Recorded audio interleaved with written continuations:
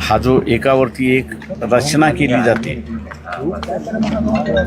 त्या रचनेच्या ह्याच्यामध्ये मग तुम्ही असणारं विनिसिटीमध्ये कोणी लोक ठेवत नाही त्या ह्याच्यामध्ये, पण इथे असणारं लोक होती आणि पावसाच्या धोक्यामध्ये तो सगळा कचरा खाली आला आणि ते अटकले, तशी असणारी परिस्थिती आहे. याचं मॅनेजमेंट व्यवस्थित करावं लागेल असं मला एकंदरीत त्याच्यामधलं दिसतंय. त्या ह्याच्यामध्ये कामगारांचं नुकसान झालं आहे, कामगार गेलेत, ही एक दुःखद बाब आहे त्या सगळ्या. पण याचं एक मॅनेजमेंट व्यवस्थित झालं पाहिजे एवढंसं मला वाटतं. एकंदरीत हा आवाज तुम्ही मुख्यमंत्र्यांपर्यंत पोहोचवणार आहात का? काय ते याच्यामध्ये दोन गोष्टी आहेत की एक जसं मुंबईमध्ये पूर्वी शहराच्या बाहेर असणारा कचरा घेऊन जाण्याची असणारी एक सिस्टम होती. आयांदाजानं आता असणारा शासनाला हा लोकसंख्या वाढलेल्या लक्षात घेता तुम्हाला कचरा डिस्ट्रॉय करत असताना म्हणजे खर्च येईल ह्याच्याबद्दल दुमत नाही, पण सेग्रिगेशन करून काही त्याच्यामध्ये म्हणजे आता सगळं जे आहे चाललेलं जे आहे ते वीज निर्माण करणं असं चाललेलं आहे. आयांदानं हे सगळं चुकीचं आहे असं मी त्या ठिकाणी मानतो आहे, कारण का शेवटी हा कचरा एका दृष्टीने फर्टिलायझरसुद्धा आहे त्या ह्याच्यामध्ये. मला माहिती आहे की 91-92मध्ये मुंबईचा असणारा कचरा हा म्हणजे सेग्रिगेशन ज्यावेळेस झाला त्यावेळेस तो असणारा गल्फ कंट्रीजमध्ये बऱ्याच मोठ्या प्रमाणात घेऊनही गेले होते. त्याच्यामुळे मला वाटतं एक स्टडी करून त्याच्यावरती, कारण शेवटी आता सगळीकडेच हा म्हणजे छोटी महानगरपालिका जरी असली तरी त्याचा हा कचऱ्याचा प्रॉब्लेम फार मोठा येतो आहे. आणि आत्ता जे काही जिल्हे गॅसिफिकेशन करण्याची असणारी पद्धत जी झालेली आहे त्या गॅसिफिकेशनच्या पद्धतीमध्ये जे गॅसेस रिलीज होतात आहे त्याचाही इश्यू एक मोठा आहे असं मी त्या ठिकाणी मानतो. हा बंद केला जातो आहे त्याचंही गॅसिफिकेशन निघते, तोही महत्त्वाचा आहे.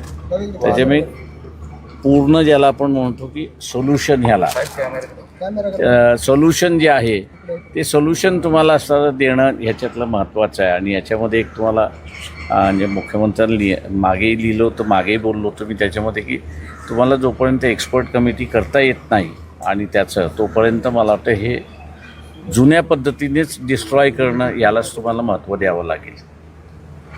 सर्वात डोंगर इथं जो आहे तो महापालिकेने आणून टाकलेला आहे आणि तरी ते म्हणतात की नैसर्गिक आपत्ती ही आहे. आपल्याला वाटतं का ही नैसर्गिक आपत्ती आहे की मानव निर्मित ही आपत्ती आहे? ते मी जसं म्हणालो की स्टोरेज हा जो भाग आहे त्याच्यातला, तर काय माझी जर माहिती बरोबर असेल तर 1400 टन पिंपरी चिंचवड महानगरपालिकेचा कचरा आहे.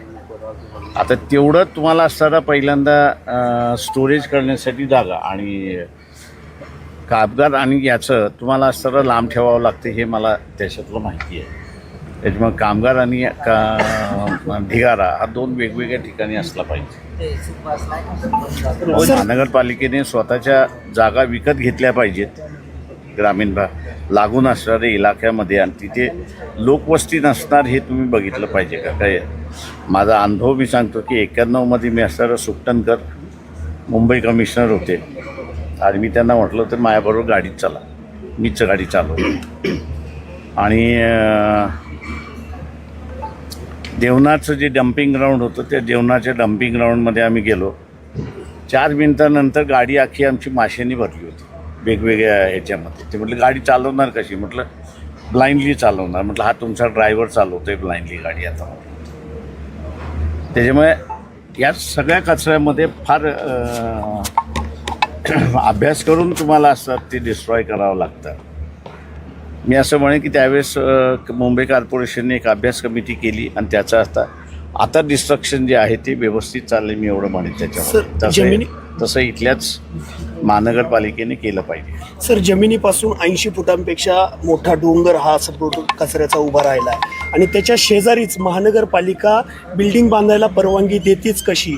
त्यानंतर या विभागाचे म्हणजे पर्यावरण विभागाचे जे प्रमुख आहेत त्यांच्यावरती कोणत्याही पद्धतीची महानगरपालिका कारवाई करत नाही आणि आयुक्त म्हणतात की ही नैसर्गिक आपत्ती आहे.